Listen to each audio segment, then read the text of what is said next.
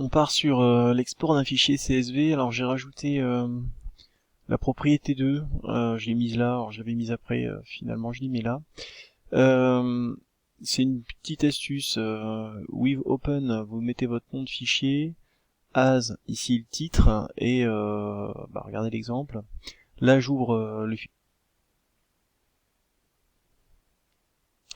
Allez, on est parti sur l'export d'un fichier. Alors juste avant, une commande qui est bien pratique en fait, qui nous évite de faire l'ouverture suivie de la fermeture. Hein. L'idée c'est d'utiliser cette commande là, with open, votre nom de fichier, as, la variable dans laquelle vous stockez. Par exemple, with open nom de fichier, je l'ouvre en lecture et je le stocke dans une variable qui s'appelle sortie. L'avantage par rapport à open et close, c'est que vous n'avez pas besoin de close. Ici, le fichier sera fermé automatiquement quand vous reviendrez à l'indentation initiale. Vous verrez ça dans le code, ça vous posera pas de problème. Alors l'export de fichier. Nous, ce qu'on a fait pour l'instant, c'est je vous ai appris à importer un fichier, c'est-à-dire un fichier CSV. Je vous donne un fichier CSV, je vous ai montré comment on l'implémente en Python à partir d'une liste de dictionnaires avec cette bibliothèque CSV. Ça, on sait faire.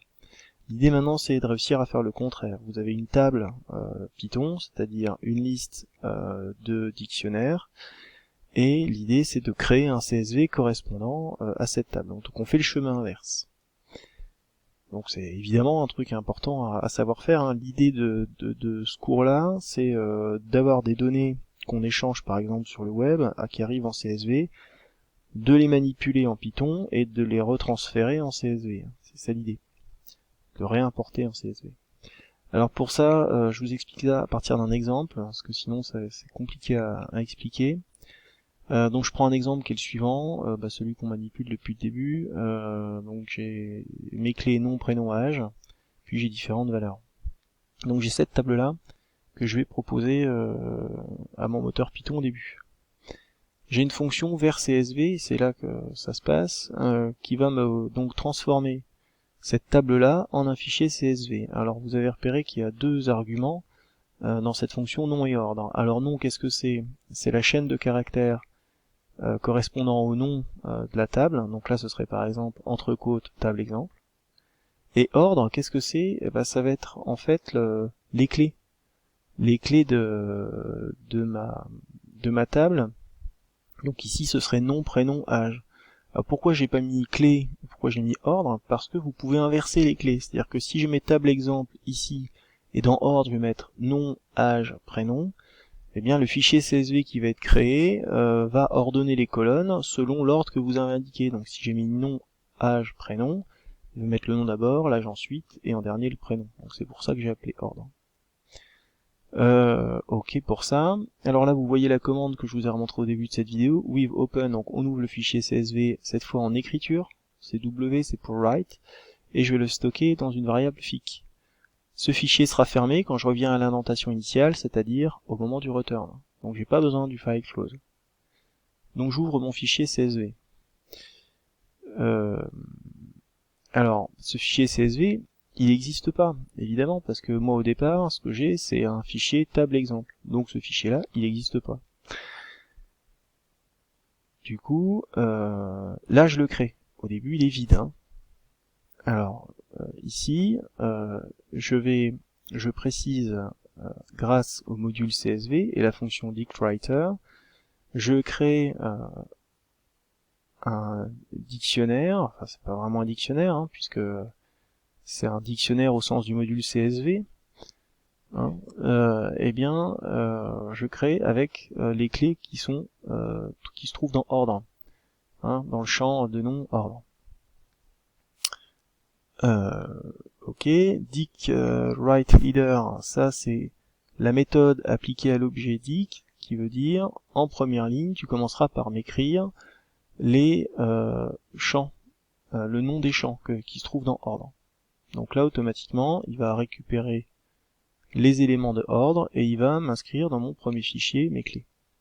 Dans ma première ligne, pardon, mes clés. Donc là, ces deux lignes-là, ces trois lignes-là plutôt, me permettent donc de créer un fichier CSV, ici qui est vide, qui est stocké dans fic pour Python à ce moment-là, qui ici j'indique que ça va devenir ça va se comporter selon un dictionnaire selon CSV, que je vais stocker dans dic, et là j'inscris en première ligne mes clés. Ensuite, table eval nom. Alors n'oubliez pas que nom c'est une chaîne de caractères. Donc eval d'une chaîne de caractères, il va aller chercher la valeur cachée derrière la chaîne de caractères. Donc si je mets eval de entre quotes tab exemple, il va aller chercher les données qui sont dans table exemple. Avec cette boucle là, qu'est-ce que je fais? Donc je vais prendre chaque ligne de la table, et avec la méthode writeRow, je vais intégrer ma ligne dans l'objet dic qui a été créé au-dessus, qui va être en quelque sorte l'objet qu'utilise la bibliothèque CSV pour après créer mon fichier CSV. Donc j'inscris cette ligne-là à chaque passage dans la boucle et j'obtiens bien le fichier obtenu. Observons ce que ça donne. Donc ici, j'ai implémenté dans notre fichier Jupyter la fonction. Alors j'ai enlevé les commentaires, histoire de rendre l'histoire plus lisible. Ici, j'ai rentré la table exemple que vous connaissez, qu'on a manipulée. Là, l'ordre, j'ai donc mis nom, prénom, âge, et puis je vais lancer la fonction.